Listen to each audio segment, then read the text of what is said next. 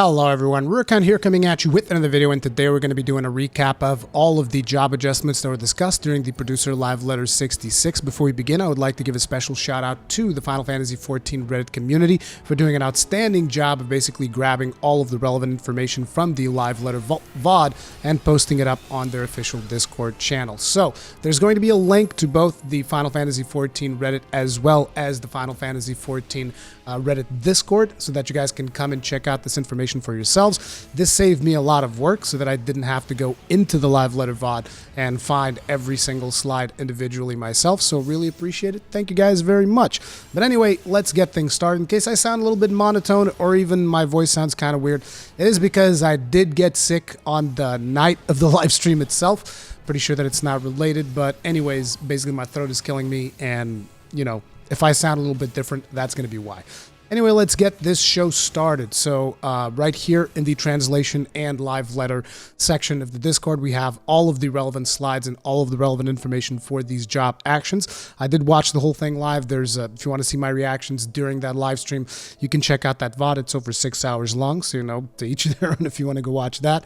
But for those of you that don't have that type of time availability, I completely understand. So one of the first things that they showed before we get into the job actions and adjustments and stuff is the new title. So let me give you guys the new title animation for those of you that haven't watched it yet.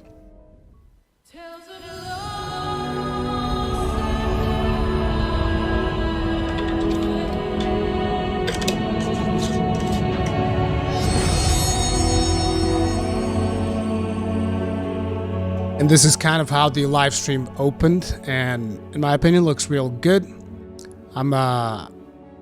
I just basically can't wait to actually get started with the game, but you guys know the deal. Looks real good. It's fantastic. The Creative Business Unit 3 continues to do a fantastic job with this kind of stuff. So let's get into this. The first thing that they talked about is their general job adjustment stuff. Now, it is important for me to mention as well, in this video, I'm only going to be covering the job adjustments. So if you guys are interested in knowing about the rest of the information, which it is also very relevant for different topics, just let me know in the comment section. I might do a video recapping all of that stuff as well. But for today, just the job stuff. So they're basically building upon the adjustments that they've done for 5.0. So that would be the Shadowbringers patch. And they're changing a couple of things around to kind of adjust your recast time of primary abilities to align with 60 or 120 second timers. This is so that they can align with like your big cooldowns and stuff like that, so that your rotations just basically kind of click a little bit better. At least that's my understanding of it, because you guys know I'm not like super hardcore raider, but that definitely seems to be what the case is. And do note though that not all of the abilities are adjusted to this, and obviously there still might be changes between now and the release of the game, so keep those things in mind. So they started us off with the tanks. As you guys can see right here, we have the Paladin, Warrior, Dark Knight, and Gunbreaker. Obviously this was the most important one for me, so I was pretty happy about that. And one of the things that they mentioned is that using defensive enhancements at optimal times will grant greater benefits. If I remember correctly, one of the things that they said is that you might be able to spread certain tanking effects to the rest of your party as well, which is pretty good. But one of the things that I initially thought about and I wished for when I saw this particular description was like, man, wouldn't it be cool if I popped like a Rampart or a Sentinel or any other tanking cooldown? And then it's like I would get a damage buff based around the amount of damage that I received while that cooldown was up. I think that would be fantastic, but that would potentially make tanks maybe a little bit too broken. So I don't know exactly what these greater benefits will be, but like I said, one of the things that at least I remember from that live stream, but I could be wrong, because that thing was like 6 hours it was a 6 hour stream at like 3 in the morning, so don't expect my brain to be in full capacity there. But one of the things that I think they did mention was that you would be potentially able to spread your effects to the rest of the party depending on when you actually use them. So it'll be cool to see how this stuff works out depending on which conditions. It might be something connected with like your own attack, so maybe you'll have to use like your tanking ability after you perform like maybe your dot combo for the Paladin, you know, your 1 2 3 or something like that. Who knows? But obviously you'll still want to use it when it is relevant. But I think it's also important to basically give players a bigger incentive to use these cooldowns, because one of the big complaints that I hear from healers whenever it comes to new tanks is that they tend not to use their cooldowns. And especially as someone that came from World of Warcraft back in 2019, I could see a lot of people coming over from World of Warcraft being like, no, I should save my cooldown for when I really need it.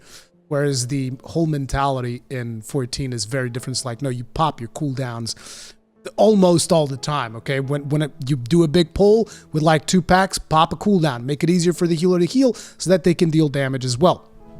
But anyways, I might do like a tanking guide for beginners, not really like super advanced tank guide, but like for people that are coming over from WoW and people that are looking to get started with tanking, I might do a guide for that. Let me know in the comment section if that's something you guys be interested in. Adjustments will ensure combos are not broken by ranged attacks. You guys have no idea how happy I was about this. I believe that this is actually already the case for the Gunbreaker, from what I remember playing the Gunbreaker, even though I haven't touched Gunbreaker in quite a few months because I just decided, no, Paladin's going to be my boy, and I focused on Paladin. But I remember with Gunbreaker, I'd be able to like do ranged attacks and it wouldn't break the combo, and with Paladin, it would. Every time. Like, so what I'm talking about, you guys have an ability with the Paladin, for instance, which is Shield Lob. Every tank has an ability like this, which basically like they'll throw their weapon. I think with the Warrior, it's the Tomahawk. I don't remember the exact name for the one on the Gunbreaker, but you guys know every tank has like a ranged ability. And the thing that I personally tend to do is like whenever I have to move away from the mob for mechanics, I'll move away and I'll get a shield throw in there to, you know, not just to keep aggro, but to keep dealing damage on the mob. The problem is like, say you're in the middle of your 1-2-3 combo, like you're in step 2 or you're about to go to step 3, you throw your shield, it resets your combo every single time. And that is not going to happen anymore. And personally, I'm super happy about that. I don't know about you guys, that is a big deal for me as a tank. Then they have this thing, which is there will be parity between the physical and magical damage attributes of weapons at the same item level, and accompanied changes to action potencies. Now, this is going to be something that you guys are basically, this is more for like super hardcore high-end rating and whatnot. Most people will probably not even care that much about this, but basically certain weapons have a magical damage component to them and then a physical damage component to them. What they're doing is they're balancing those out to kind of just like even them out and deal around the same amount of damage. And at the same time, they're also doing the stat squish, so you can expect to see a lot of changes in terms of numbers.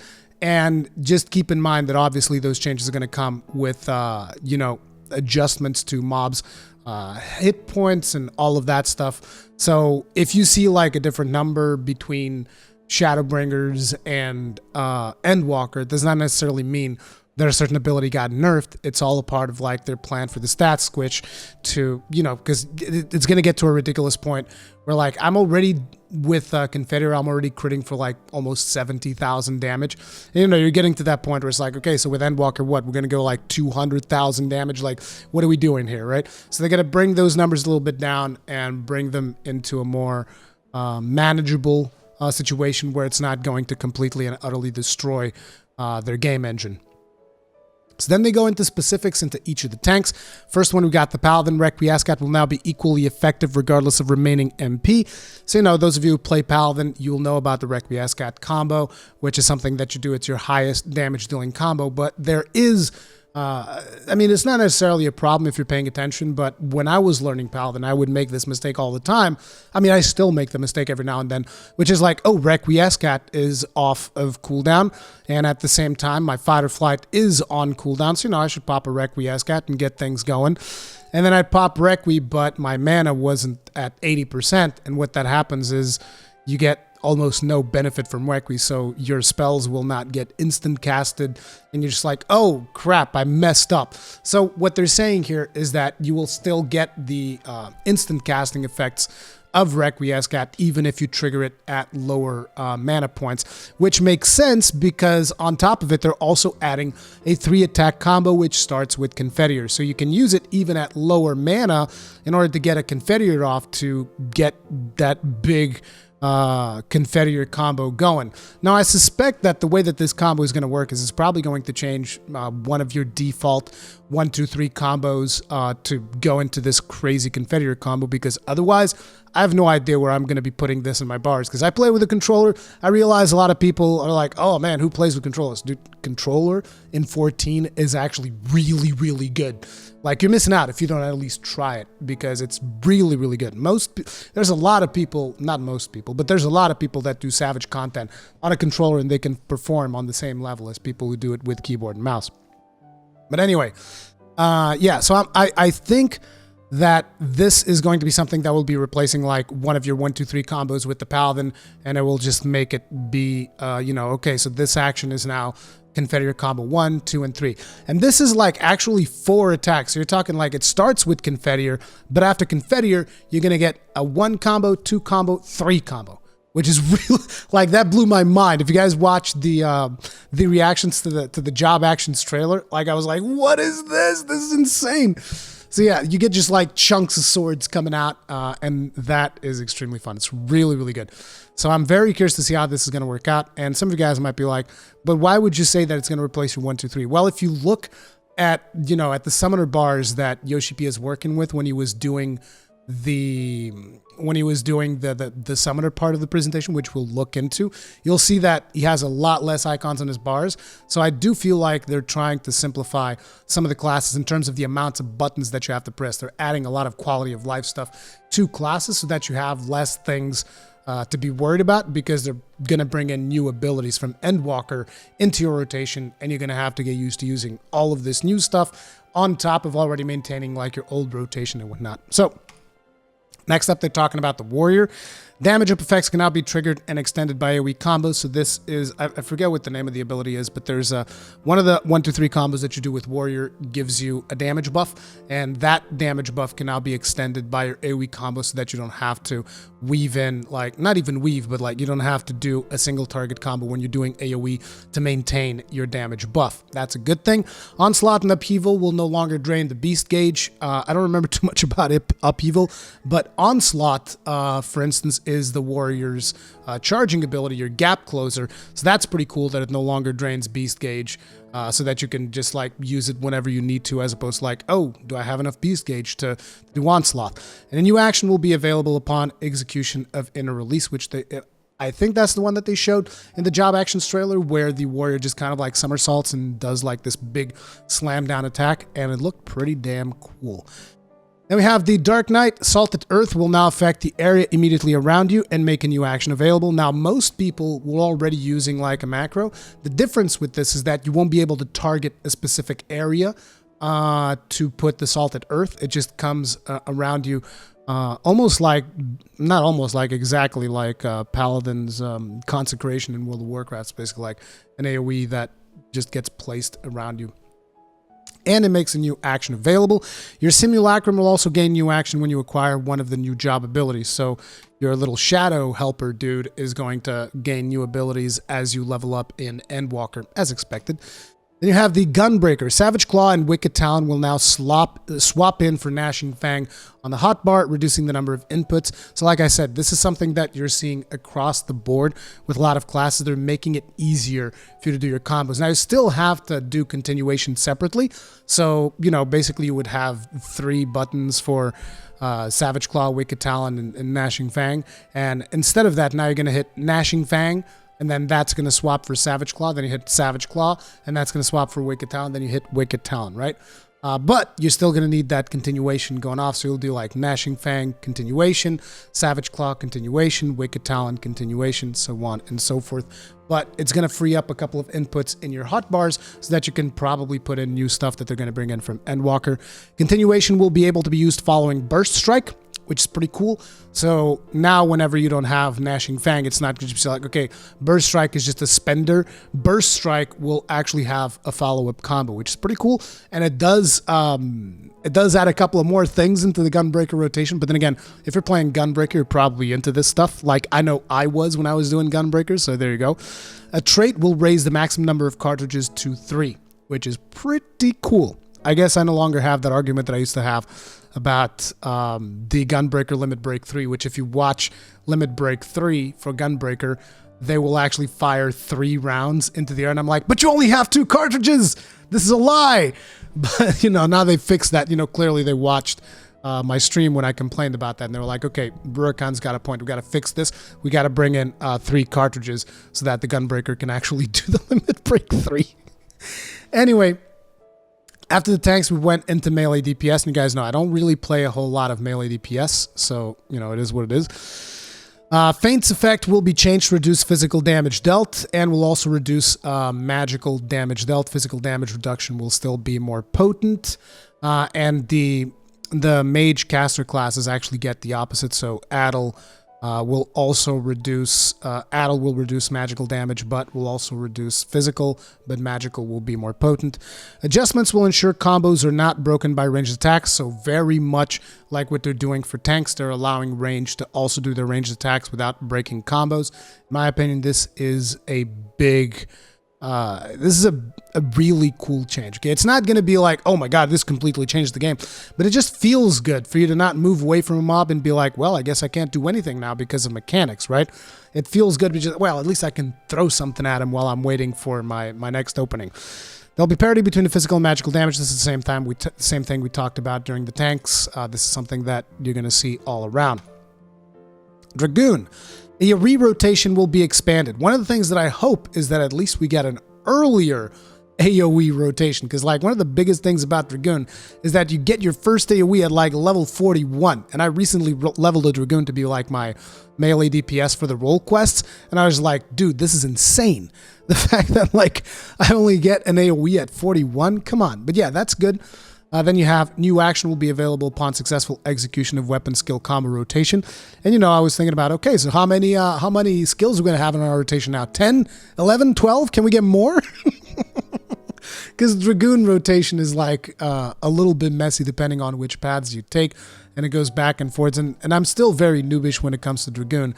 But yeah, that'll be interesting to see how much more can they expand the rotation of Dragoon. It's already pretty long. Additional note, Blood of the Dragoon will be moved to become a trait, so this is going to be passive. You no longer need to worry about applying Blood of the Dragoon. Spine Shatter Dive, which is our gap closer, is now going to have 2 charges, which is pretty damn good.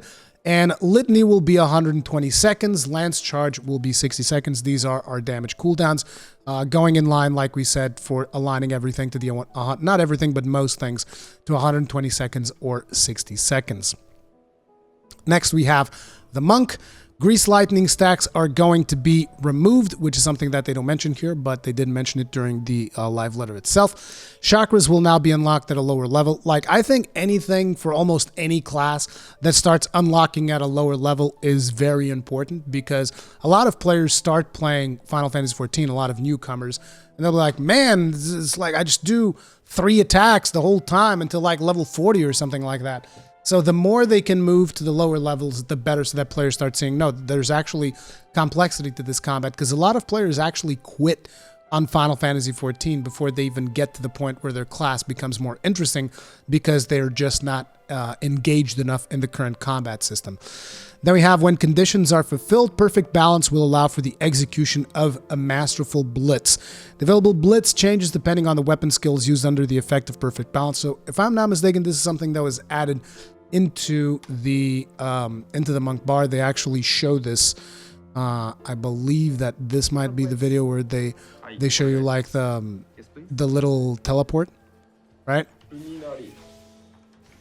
Oh no, this is, you see this little thing here?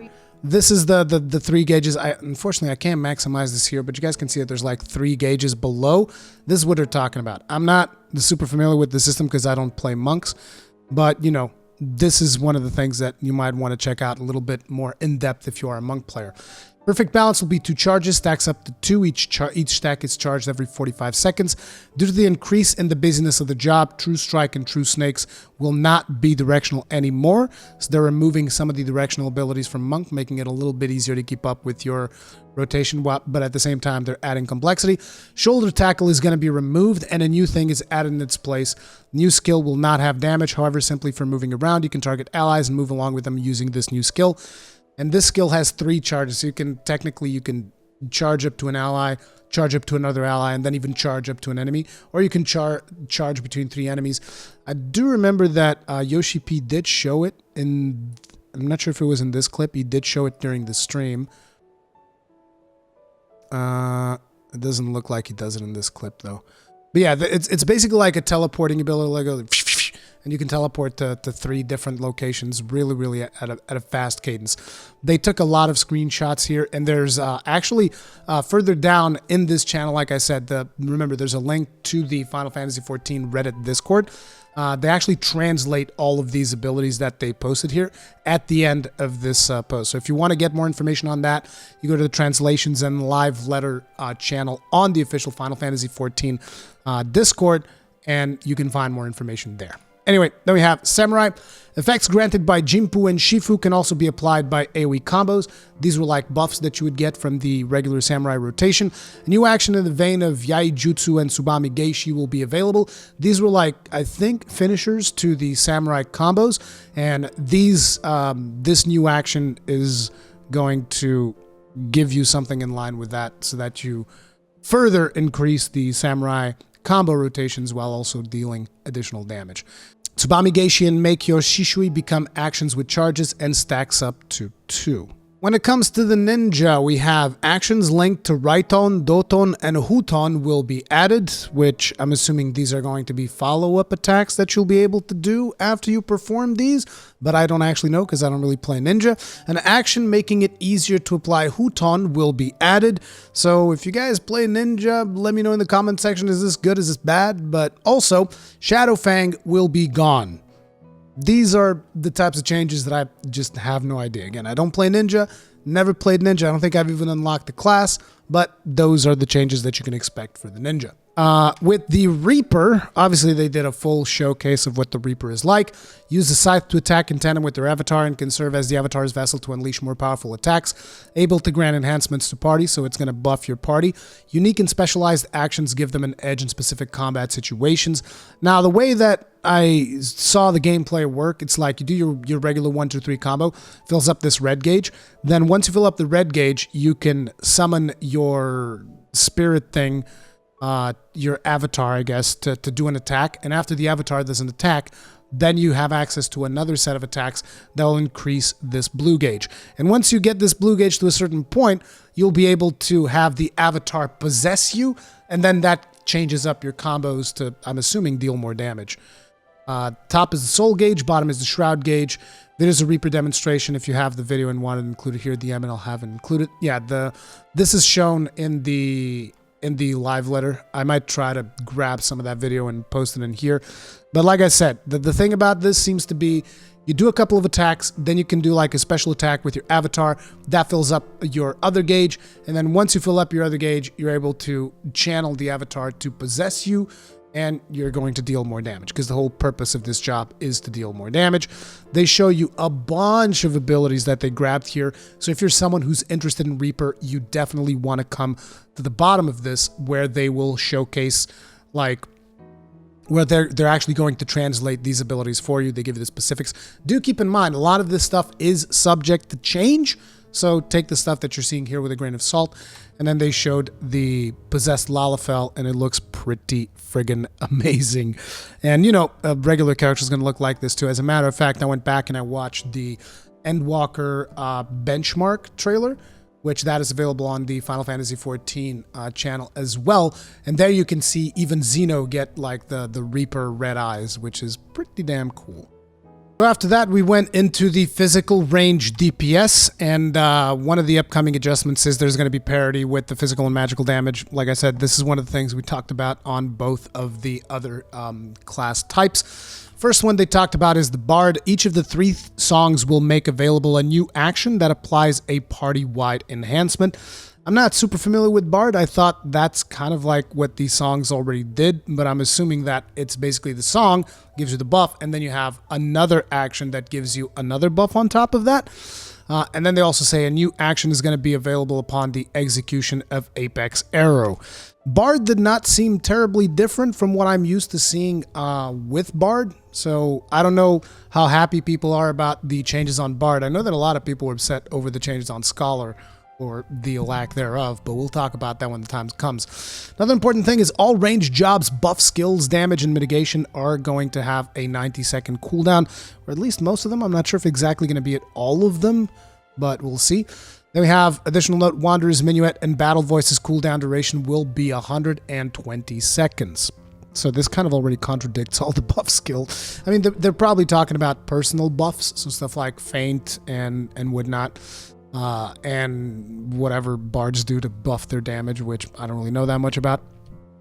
Then we have Machinist, and Machinist looked really, really cool because of one specific thing. Personally, I've never been a big fan of that default AoE thing that you have with the Machinist, where it just kind of like spams and goes like pew pew pew pew pew pew pew pew pew pew pew pew pew pew pew pew pew, and it's just like you just do that. And a lot of times in a lot of dungeons early on, you just do that and pretty much nothing else throughout most of the dungeon. I'm talking like level 30s, level 40s, and you do mostly that until eventually you get to a boss where you can do a single target rotation, which is fantastic. But anyways, so they added a shotgun to it, which they didn't really talk about in this slide. And I'm not sure if the shotgun is meant to replace that attack or if it's just like a separate thing. But the shotgun thing was super satisfying for me. It just like pulls out a shotgun, bam. I love that. That looked amazing.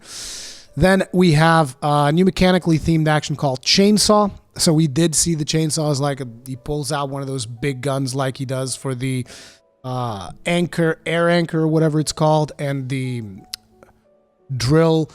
And there's a new one, which is Chainsaw, that just fires off like buzzsaw blades. It's pretty cool.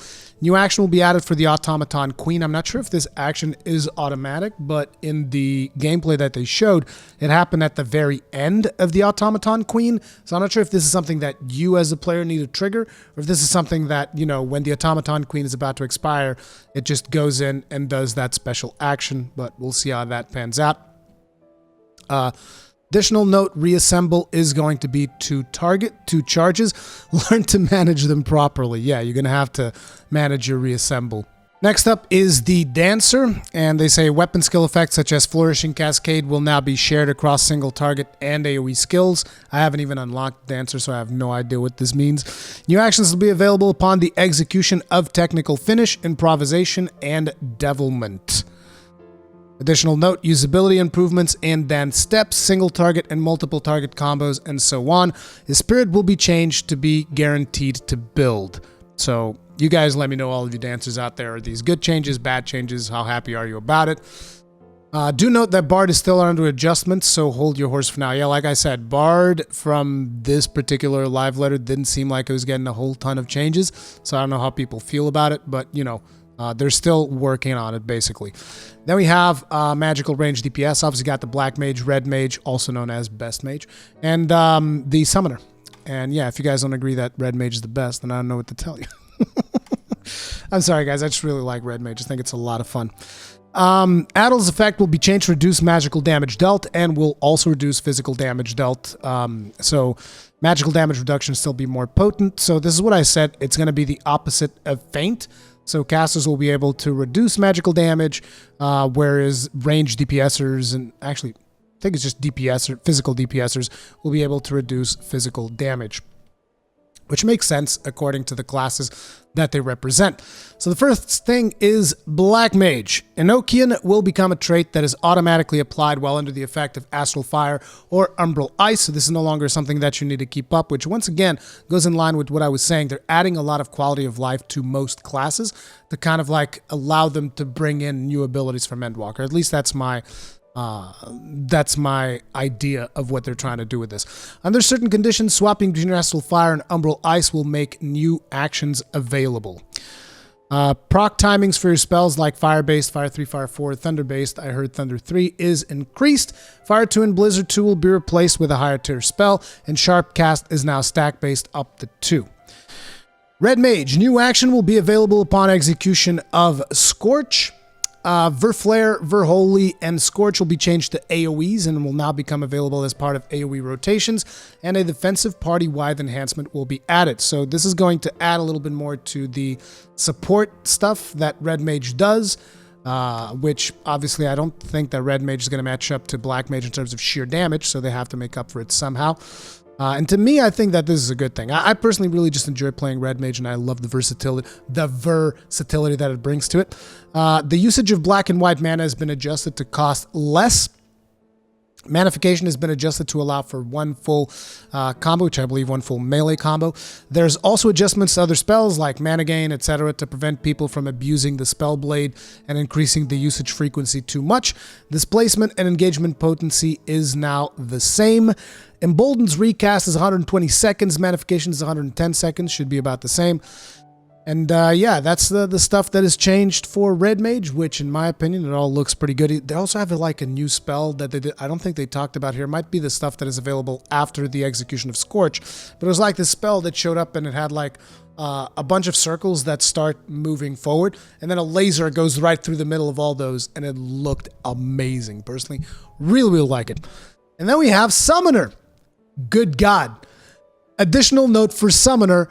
Almost a new job, which very much is exactly what it has become. So the Summoner is no longer going to be the dot class that it's been this whole time. I've heard a lot of players basically saying, hey, we're actually Summoners now, you know, because you actually rely a lot on summoning stuff. And I got to be honest, this to me, as someone who, when I first saw the Summoner rotation, I was just like, it's not even about the complexity of it. It just didn't really call to me. Because like you guys know, I leveled up a Scholar. So basically I got a Summoner for free. Because I was trying to see if Scholar was going to be the healer that I liked the most. So I got a Summoner for free. And then I went and I looked into the Summoner rotation. I was like, I'm not feeling it, right? And I love Phoenixes. So I wanted to be, you know, I wanted to have that caster class as my main. Because it would have a Phoenix on it.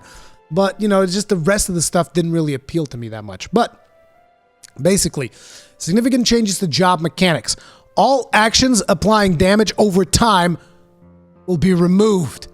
No more dots. You guys know the meme from WoW? More dots, more dots. Not for summoners. Summoners is more like no dots. No dots at all. They removed all of them.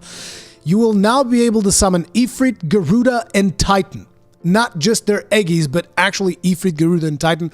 And it looks amazing. It looks as amazing as you can imagine. You can see here the summon of Garuda. I'm sure that we'll be seeing in screenshots below because they did show gameplay of this, which I would highly recommend people to check out because it's really, really good. And augment abilities with elemental properties. So basically, whenever you summon Garuda, you'll get like wind abilities. Whenever you summon Titan, you get earth abilities. And it looks friggin' amazing. And you still, by the way, you guys are wondering, okay, so now we don't summon Bahamut and Phoenix anymore? No, no, no. You still summon those two. And from what I could gather, it seems that you go into Bahamut, you summon Demi Bahamut, and Bahamut shows up, he does his whole spell things. You get to do a couple of spells during the Bahamut phase. And then after that, you can choose which one, I think you choose which one you summon next. They went Garuda. So you bring up Garuda. You do a couple of spells from the Garuda thing. Garuda does like an effect when it pops up. Then you do Garuda spells. Then you summon Titan. Titan does like his big AoE thing. Massive AoE, which is really, really cool. Then you do a couple of rock spells. Then you summon Ifrit. Ifrit does his fire AoE. And then you do a couple of fire spells. Ifrit, I believe, even has a gap closer. So you actually jump onto your target and like slam it with fire. And then at the end of that, you can summon Phoenix, and Phoenix kind of like resets your rotation. And I think that then after Phoenix, you do the rotation with all of the primals again, and then you go back into Bahamut, and that's kind of like the way that it goes for the summoner, at least from what I could tell from what I've seen, which is really, really cool. Additional note, Resurrection remains after many debates, apparently. What this leads me to believe is that particularly because the way that it was mentioned on stream, maybe it was a translation or whatever. But what this leads me to believe is that they didn't want it to remove Resurrection yet. And again, they said, we're now removing Resurrection. Physic also remains, which is the Summoner heal. But I think that potentially, like in 7.0, I'm not sure if you're still going to have a Resurrection because they didn't want it to overhaul the class too much. They kind of make it, you know, they kind of already made it a completely new class for Endwalker, and they didn't also want to take away your utility on top of that. But I think that potentially on 7.0, you might be seeing them lose their Resurrection. But again, this is all speculation on my part, just kind of from the tone that I was listening them talk about it. You can see these are the three primals that you'll be able to summon, you know, Ifrit, Titan, Garuda, and then these will be the two abilities that will change depending on which primal is currently active. I don't know exactly what this one does, but, you know, they showed it here. You can see different screenshots, like right now is about to summon Ifrit. This was after, yeah, actually, this is during the Ifrit summoning. You can see Ifrit. They're pretty small here. You can choose to make them smaller. You can let them be big, whatever. You can be obnoxious and just have a giant Bahamut in everyone's face. Once again, they do translate all of these abilities further down in this post, so I would recommend that you guys check this out if you are a Summoner main and you can check this stuff out. Then they showed us the healers. We got the White Mage, Astro, Scholar, and the Sage. To start things off, a couple of changes, general changes, new actions that apply single target buffs will be added to each healer. So my read on this is kind of like, hey, you guys didn't like the card mechanics from Astro? Too bad.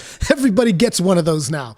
I don't know exactly how this is going to work. Obviously, we're going to have to get the Endwalker to actually see this you know, in the game itself to get a proper opinion on it. But for now, cast time for offensive spells is going to be reduced. It's going to be reduced to 1.5. I don't know exactly what the regular casting time on those is, but right now it's going to be 1.5. So more incentive for you to deal damage. And at the same time, it gives you less casting time on these spells so that you can go back to healing someone before they actually die. The limit break area of effect will be expanded to make sure that you don't miss out on players that were maybe a little bit further away from everybody else. It's expanded to 50 meters. Then we have White Mage. A functionally and visually distinct restorative field action will be added. This is like a plant type thing, which seemed to pulse and did maybe an AoE heal or something like that. The way in which it worked kind of reminded me a little bit of the Astro AoE, where he does a little circle thing in the ground, and then eventually it explodes and deals damage and heals people. Except I think it pulsed like twice instead of once. So I don't know exactly what it does. Basically, an additional note, you're going to see a lot more mobility on White Mages, and Fluid Aura goes bye-bye. Divine Venison will be a charge/stack action. Again, I don't really play White Mage. My healer of choice is Astro, so I don't know too much about White Mages. But one of the things that I did notice is that most of their spells seem to be themed around water, which I don't know if that's the way that they just usually looked, but that, particularly that little summon thing that they talk about here, the distinct restorative field action that they're talking about, that thing definitely felt like water. And even the sound effects, people were telling me that one of the big changes was the sound effects sounded a lot more watery-like, but, you know, looked cool. There we have my healer of choice, Astro. Diurnal Sect and Nocturnal Sect will be removed, and basic healing actions will be adjusted to have the same effects as they would while under Diurnal Sect. So basically you're in permanent Diurnal Sect. I know that a lot of people like Nocturnal Sect. I myself also like Nocturnal Sect, but to be honest, due to the fact that I don't play healer as my main, I mostly would rather have a healer that is a reactive healer like the Astro is going to be, somewhere about pumping out raw heals as opposed to placing shields on people. Because, you know, if you want to play a barrier-based healer, you're going to need more knowledge of the fights themselves and when to trigger the shields, and all of this requires more dedication, at least in my opinion, than playing a straight-up just like healer, right? The effective divination will be changed, and the seals used for new enhancements applied to self. So I think that what this means is that the damage buff that you give your party from divination is just always going to be static. But if you play your cards right, literally, you're going to get additional buffs for yourself, not just for the rest of the party. Additional note, shield will be usable under neutral sect. Yeah, the neutral sect still remains, which is already something that does this, and you'll get shields from using neutral sect. Redraw will no longer be a charge action, but it's going to be repurposed under using once when you draw. Minor Arcana will have changes as well. New AoE spell that has the healing capabilities and offensive elements. So one of the things that I noticed is that the job gauge now has Arcana cards next to the regular cards. You have your cards, and then you have like Lord of Crowns or Lady of Crowns. Now this used to work in a different way, and I think from looking at the job action trailer, what's going to happen is that you're still doing single target buffs, but when you do Lady of Crowns or Lord of Crowns, which I think are going to have different things that can trigger them, those I think are going to be AoE, and you're going to be doing them for your whole party. So that seems very, very interesting, and I can't wait to see how that's going to work. But yeah, then we have the Scholar. This was the one that people were most disappointed with because you didn't see a whole lot of changes. But basically the big one was a unique job action which can enhance the party's movement speed, even during combat, is going to be added. And this is actually, I think, the only different thing that you see in the job action trailer, which is the mob targets him with an AoE telegraph. and basically triggers the speed buff and runs away. So this is basically Peloton, but during combat. Actually, it's not Peloton because it's going to be the speed of sprint. So it's a faster Peloton. It's a sprint that you can do in combat for your whole party. Not even Peloton, it's just sprint. It's sprint for the whole party. Additional note, it will have a powerful buff for a single target party member. I believe that all of them are going to have this like they said at the start. But yeah, they didn't show a lot of Scholar, so people with Scholar were pretty mad. People did not like that, you know, the Scholar didn't, because you're looking at like Summoner, which is the DPS counterpart of the Scholar, of the Arcanist class, and Summoner is basically a new class, and then you get to the Scholar and it's like, you guys give sprint to the party in combat. Have fun. And it's like, wait, what? What do you mean? So we'll see what the cooldown is going to be on that ability. We'll see how powerful that can become, because, you know, movement speed can be a pretty powerful ability to get people to dodge stuff. But, you know, everybody already has sprint individually for when they need that. So what is the usefulness going to be? We'll see. But yeah, this one is one that for me, I would just say, before you guys get all mad about it, wait a little bit. I think you should wait. I think that Scholar is still going to rock, but we'll see if that is the case or not. And then we have the new kid on the block, the Sage. Possesses all the actions essential for a barrier healer. It's got a really, it's got a kind of a more complex job gauge, as you guys can see. Able to attack enemies and heal designated party members simultaneously. So this basically works kind of like, I seem to remember I made the comment of World of Warcraft's beacon ability, but that's not really it. It's like, think of this almost as the fairy from Scholar. The difference is you get to choose who's getting healed. So like the fairy, you know, she chooses, okay, I'm going to put a heal here, going to put a heal there. With this thing, you're like, no, I'm going to target like my tank, and every time that I attack something, it's going to heal the tank. So it's basically something that you give additional heals to someone that you pick. It doesn't have to be the tank, it can be a DPS. It's like, oh, I'm going to target that DPSer, and every time that I attack, I'm going to heal that DPSer. Or you can even put it on yourself so that you don't have to worry about healing yourself and only worry about healing everybody else. So it's an interesting spell that they're using there, and I'm very curious to see if it's going to be more or less efficient than the fairy. And we'll see how that pans out. Then we have draws upon unique resources for healing / enhancements and attack magic. So they have really cool animations. I'll give them that. You can see that in the job trailers, which if you haven't watched the job trailers yet, really should. There's a reaction in my channel, so you guys should check that out if you're curious. But overall, it seems like it's going to be a really fun healer. But like at the end of the day, it is a barrier healer. Healers are now two distinct classes. You have your full healers, which is the Astro and the White Mage, and you have your barrier healers, which are more about preventing damage before it hits. So barrier healers are going to require to have more knowledge of the fights themselves so that you know when to use, you know, your barriers on which target you're going to be using them. So keep those things in mind. And also keep in mind that pretty much all of the offensive spells on healers are now going to be on a 1.5 second cast timer, so we'll be able to cast them faster. Again, all of the not all of them, but a bunch of abilities were grabbed from the live stream, and they were translated at the end of this post. Now, there's a bunch of more information here that I'm not going to get into in this video because it is already long enough as it is, but I just wanted to show you that at the end here, you can see like the translation for a bunch of different skills, the translation for Reaper skills, a bunch of translation stuff that was done. Like I said, the link to this Discord is in the description in case you guys want to check this out for yourselves. For now, this is going to be it. I'm sorry it's even longer than I initially planned, but this is just the job adjustments for Endwalker. Thank you all very much for watching. If you enjoyed this, hit the like button. It helps me out a lot, especially because I'm trying to get more people to, you know, join the channel for Final Fantasy XIV content. So please do hit that like button if you know, you thought this video was informative, if it was interesting, all that stuff. And if you're interested in more Final Fantasy XIV stuff, consider checking out my reaction to the Job Actions trailer. It's going to be it for today. See you guys later. Peace out.